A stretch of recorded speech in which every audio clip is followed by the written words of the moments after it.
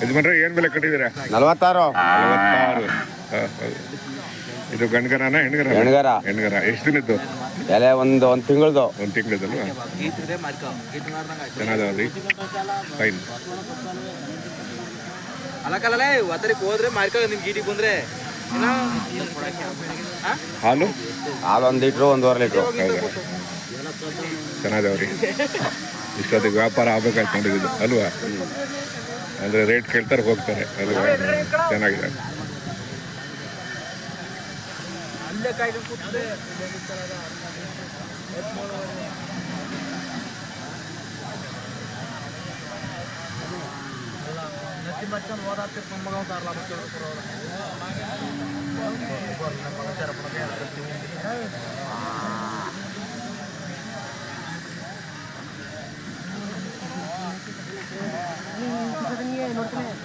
ಒಂದೊಂದು ತಿಂಗಳ ಅಂದರೆ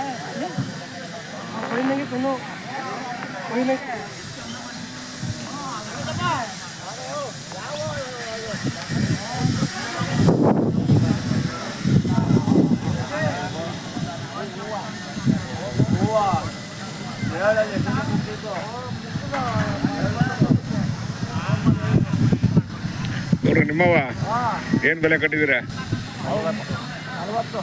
40,000. ಹೆಣ್ಗರನ ಗಂಡ್ಗರನ? ಗಂಡು. ಹೆಣ್ಣು. ಎಷ್ಟು?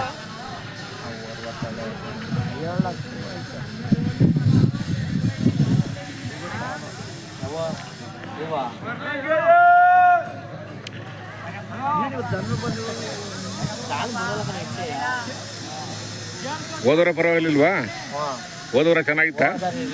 ಹೌದಾ?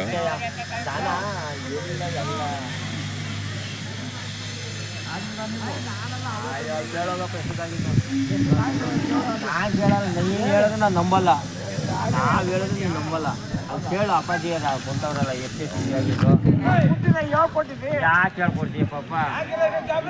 ಈಗ ಅಲ್ಲಿ ಕುಂತವ್ರ ಅವ್ರಿಗೂ ಹೇಳ್ಕೊಡ್ತೀವಿ.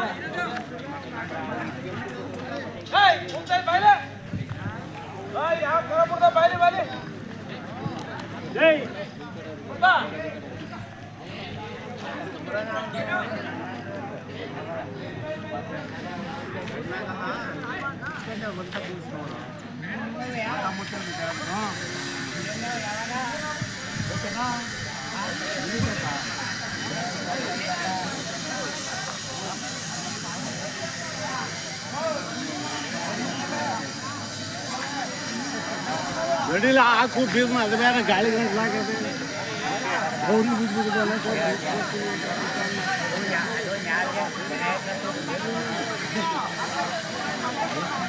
ಎಲ್ಲ ಆಟದ ಆಟ ಅಲ್ಲವ್ರ ನೋಡ್ರ ನಿಮ್ಮವ ಏನು ಬೆಲೆ ಕಟ್ಟಿದ್ದೀರಾ ನೀವು? 55. ಅವ್ರು ಕೇಳೋಣ ಜನರ ಅವ್ರೇನು ಲಾಸ್ ಆಗೋದಿಲ್ಲ. ಹೋಲಿ ಪಾಪ.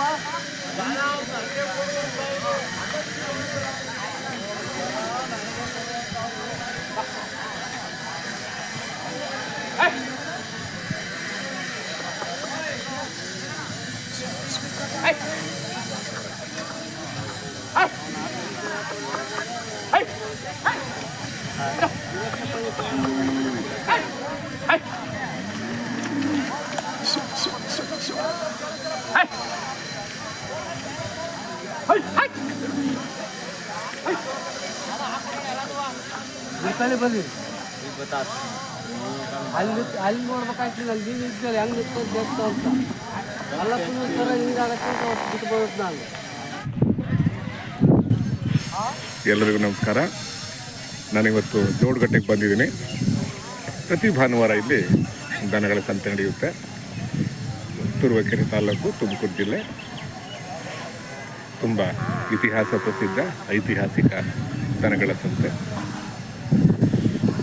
ಈ ವಾರದ ಸಂತೆ ಸ್ವಲ್ಪ ಕಡಿಮೆಯಾಗಿದೆ. ಹೊರಗಿನ ಗಿರಾಕಿಗಳು ಯಾರೂ ಬಂದಿಲ್ಲ. ಅದು ಸಂತೆಗೆ ಬರಬೇಕು. ಲಾಭ ನಷ್ಟ ಅದು ಸಪ್ರೇಟ್.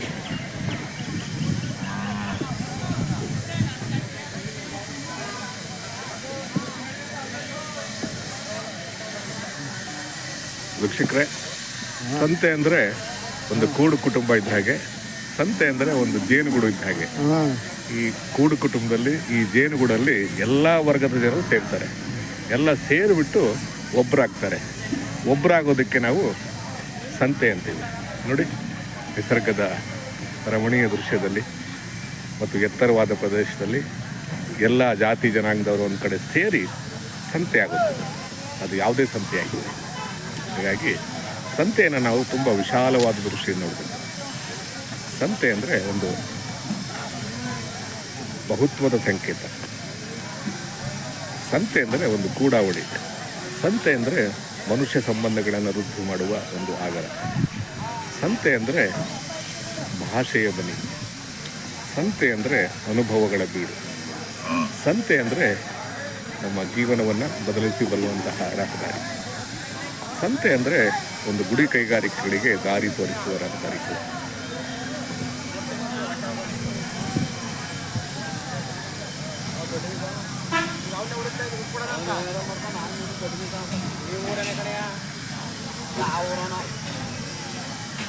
ನೋಡ ನಿಮ್ಮವ ಆಯ್ತಾ? ಆಗಿದಾವ ವ್ಯಾಪಾರ? ಆಗಿಲ್ಲ.